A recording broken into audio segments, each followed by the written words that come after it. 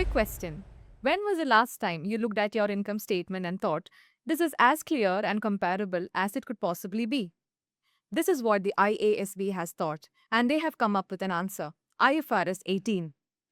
Today, we will tell you what is changing, why the clock is ticking, and what needs to be done. Welcome to Creston Menon Deep Dive, where we discuss about matters that interest finance professionals in UAE and across GCC. I'm Ramya Raj, and with me are my peers Aditya Rajit and Abhirami Sudesh. Welcome. Hi, Ronya. 30 seconds. What is IFRS 18? So, IFRS 18 is a new accounting standard that replaces IAS 1, which was in force since 2005. So, IFRS 18 has been issued in 2024 and it becomes effective from January 2027. So, what basically changes for your income statement is it brings in some mandatory subtotals. It brings categorization for your income and expenses. And also, it brings in new disclosure requirements for non GAAP metrics, which was otherwise part of your external communications. Okay. Non-GAAP metrics as in adjusted EBITDA? Exactly like adjusted EBITDA. Okay. So, why does that make people sit up? So basically, now that's forming part of your financial statements and it's something which will get audited. Okay. Okay. So, let's get right into it in some more detail. So, what changes in your income statement after introduction of IFRS 18? So basically, after IFRS 18, every item of your income and expense needs to be categorized into five basically operating, investing, financing. Then you have your tax expense and then discontinued operations. So tax and discontinued operations remain as same as before.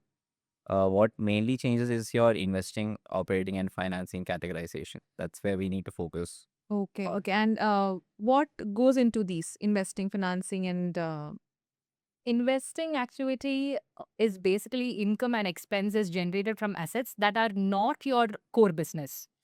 So it can be your cash and cash equivalents, your investment in debt and equity, etc. And financing is your cost of borrowing. It can be interest on loans and bonds, and also your interest on IFRS 16 leases. Okay, okay. So in IFRS 16, lease interest will form part of my financing now. Exactly.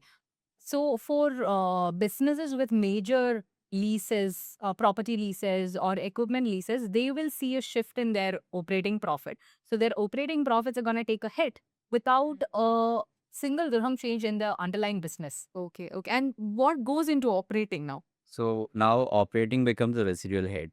So what does not fit into your investment or financing activity, it will fall into your operating now. Okay. So you cannot explore items as you wish. Now, let's say you have a restructuring charges or impairment losses, which does not fit into your investing or financing activity, it will go and sit in operating. So items which companies have excluded from their headline profit numbers have now mandatorily been included in the operating profit, right? Yeah, so now it's a mandatory subtotal. So that is why now we have a new rule under IFRS 18, which is called management performance measures.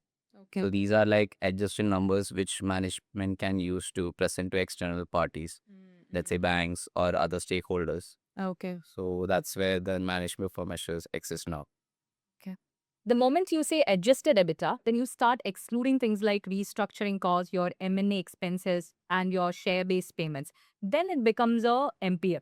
So when it's an MPM, it actually needs a reconciliation in the auditor notes. Understood. So if it is pure EBITDA, it's fine. When it turns into adjusted EBITDA, that's where the problems. Yes. Right? Yes. Yeah. Okay. So now talking about MPM, what exactly triggers it? So basically, MPM, it's an item of income or expense in the first place. So it's Okay. a P&L item. Second thing, it's a management measure or communication of a number to the public. Third, we would say that it's like management's view of the entity's financial Fine. performance. So these three criteria needs to be met to ensure it falls under the category of an MPM. Okay. And public communication means what? So it can be like press releases or communication to stakeholders. But the only thing is that it should be something written. Okay. Something communicated orally cannot be treated as a MPM. public. Okay. Understood. And when MPM comes into picture, what changes in the financial statements?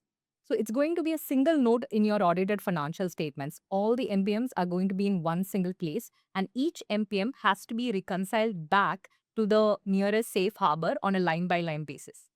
Okay. So, if I may ask, net debt, is that an MPM? No, that's a balance sheet concept. So ideally, MPM, your starting point is basically the mandatory subtotals. Okay. So, net debt does not fall under the category of MPM. And are these applicable to the interim financial reports as well, or only to the annual financials? Yeah, the presentation requirement applies to even interims, quarterly reports Okay. Okay. as well. Okay, now let's get into the context within UAE. So, there are still quite few people who think that IFRS financial statement is a choice and not mandatory. What do you have to tell about that? No, actually, it's as per the law.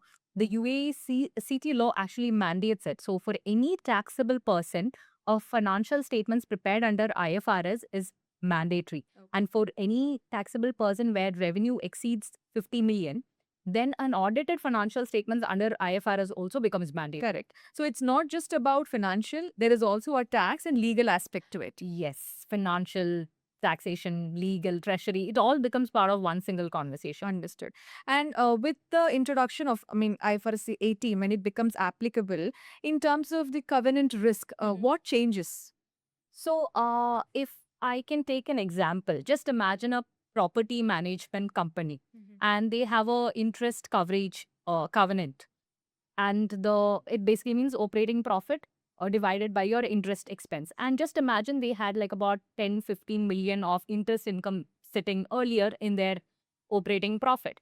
But now, when IFRS 18 enters the picture, what happens is this 10 to 15 million moves out of their operating line and goes into an investing income. So then there is high possibility that the ratio is not met.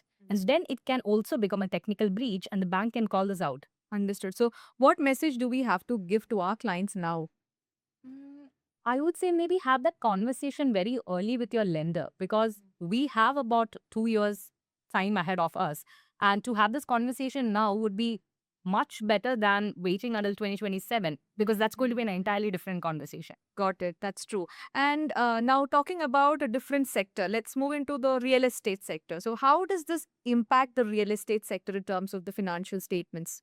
So, once IFRS 18 comes into picture, so for real estate companies, the main core income generating activity will be your rental income, fair value gains, disposal Correct. of that sort, right? So basically, those items for a normal company would sit under your investing activity. Right. But when it's a real estate company, that's the main operating activity. So for these entities, this forms part of their operating. It's not a side income which they generate. So Understood. for real estate, it's different. Okay. So, So basically, it's like you need to assess what your business structure is. You cannot model it based on the company's requirement. got it. So it's really important that businesses start assessing their business models and start making preparations. I think right from today. And if you have to, let them know, let our fellow finance professionals know what are the 3 things that they need to make ready right now to be ready for IFRS 18 implementation. What would it be? So the first step I would say is your P&L mapping. Mapping. So that's your first thing to do. So take your last order financial statements, identify the line items, classify it into the respective categories, because that's one thing you can start doing now. Correct. And secondly, it's something your auditors would also require. Correct. So you can like save time if you start preparing. And also one more thing, even though it's applicable for 2027, like your comparatives also needs to be Restated. restated to align with IFRS 18. Correct. So you're doing exercise for both the years actually, even though you say that it starts in 2027. 2027. That's right. Yeah. Another thing I would like you have ready is your covenants and your MPMs, because essentially what reclassifications are made to your operating profit, that is going to determine your MPMs also. Correct. So it's basically one exercise but 2 outputs. So just get that done and also have that conversation with your lender much early. Okay. Understood. One more thing I would say is like I was talking about adjusted measurements, right? Mm. Performance measurements. So let's say if something like that is leaving your organization in writing, make sure it qualifies the definition of MPN. So that's one more thing which you need to look at. Okay, so that was an excellent discussion on IFRS 18. I mean, I'm sure many of the people who are listening would not have thought that it would bring in so many changes to our financial statements. And even today, when I was walking into this room, I thought it was just a niche topic to discuss, but no, it actually has a lot of impact on our financial statements going forward. That's true. That's I also did not expect to be discussing income statements on a podcast. That too on a Friday. So that's a wrap of today's Preston Menon's deep dive into IFRS 18.